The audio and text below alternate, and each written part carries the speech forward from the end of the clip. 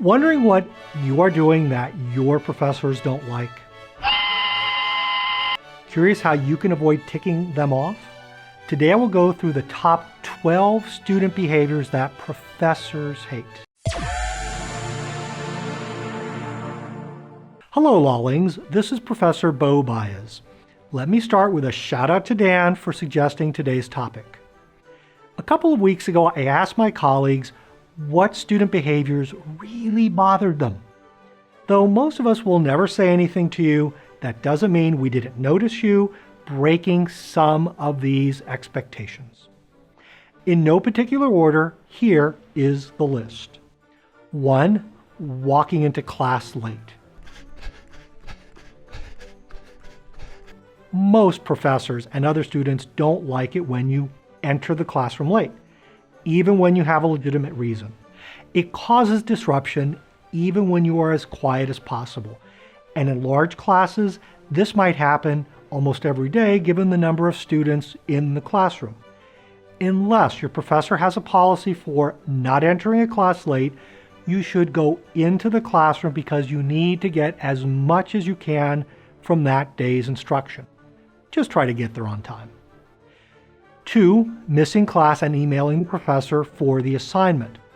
We understand that you want to get any missed assignments, but keep in mind with multiple classes and several students a day that miss our classes, these requests keep us from doing our job. Our expectation is that you will get the assignment from another classmate. My recommendation is that you develop relationships with some of your colleagues so that you can get their notes and other administrative information, and then share that information amongst each other. Don't be a lone wolf.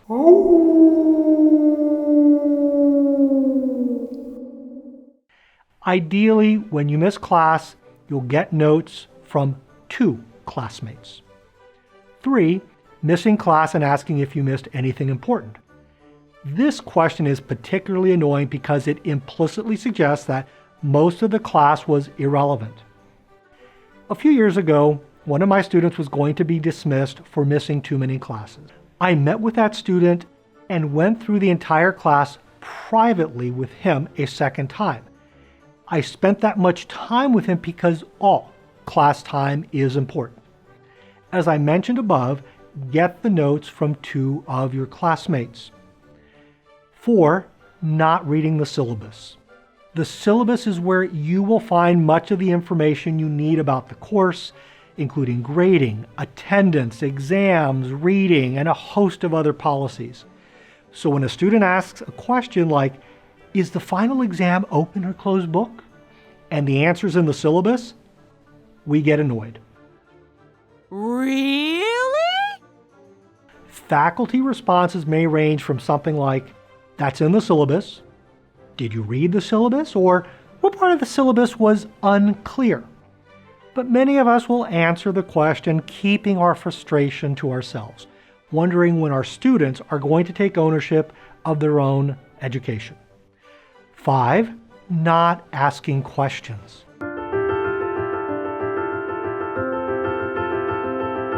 Faculty know you will have questions, but you don't ask them because either you don't want to take time to ask or you're afraid of looking foolish, either to your colleagues or to your professors. Do you know what the best students do? They ask questions. That's why they are top students. 6. Unprofessional communication.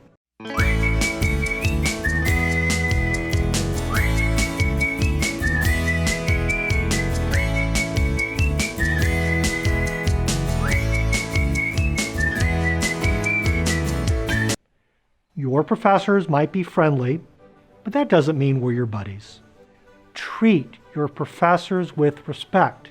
This means using appropriate titles and only first names when they have given you permission to do so.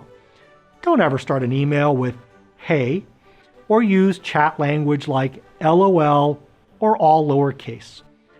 I recall one student that sent me an inappropriate website link believing they were being funny. That student was almost expelled. 7. Leaving the class to go to the bathroom, especially within the first 5 minutes of class. First and foremost, if you have a medical condition, you need to communicate that with your professor at the beginning of the semester. A few years ago, I noticed that one student kept leaving class all the time. After the 7th or 8th day of the student doing this, I decided to call her out in class. Later that day, she emails me explaining her medical condition. I felt horrible because she had a valid excuse for getting up. The key here is to let the professor know at the beginning of the semester why you need to leave class all the time.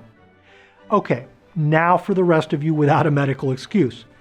Don't drink that large coffee right before class. You know your bladder, so only drink what you know you need to keep from getting up during class. It's a distraction to everyone in the room. Again, imagine a class with 75 students and a couple of students getting up for every class. If you have a temporary crisis and you believe you will have to leave class, here's a tip for you. 1, let the professor know what's going on. 2, sit by the door so you minimize disruption. This goes a long way in helping your professor understand why you are getting up, and it minimizes the disruption. 8, asking a question the day before an assignment is due. This is especially frustrating when you have been given weeks or months to complete the assignment. The question generally demonstrates that you just started working on the assignment that day, rather than working on it over time. Now, if you find yourself in this situation, go ahead and ask the question. Better to get the answer than to go in the wrong direction. 9, ignoring instructions. I often see this on an exam where the first paragraph provides instructions on how answers should be submitted. But there are always a few who do not follow the instructions. This is both annoying and places your professor in an awkward position, as we must decide whether to lower your grade or not. Some faculty will automatically grade you down because following the instructions is part of their grade. 10, pretending that you are ready for class when you aren't.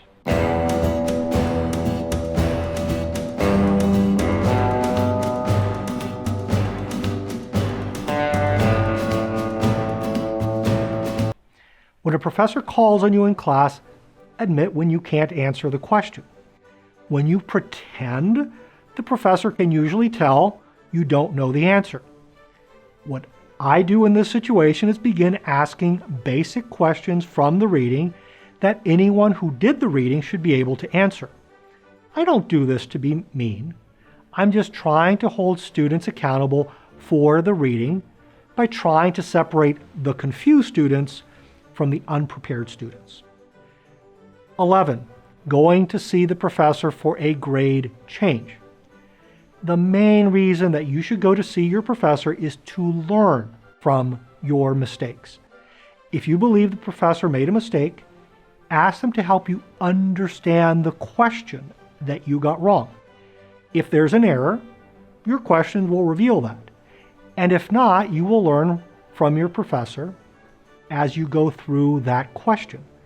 But no professor wants to meet with a student who comes into their room demanding a grade change.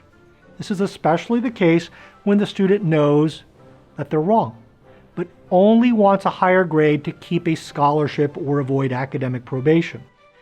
One year I had a student who told me they would be deported if I did not change their grade. That was really sad, but that's not a basis for changing a grade. 12, putting things away before class is over. Boy, this is one of my pet peeves, and it is classic passive-aggressive behavior by those who want to tell me class is almost over. It's disrespectful and annoying. I have never commented on this to a class because that's not my style. My recommendation is to wait for the professor to end class before packing up, even when the professor is running late. New videos every other Wednesday, so hit the subscribe and bell button so you can become a better student and a better lawyer.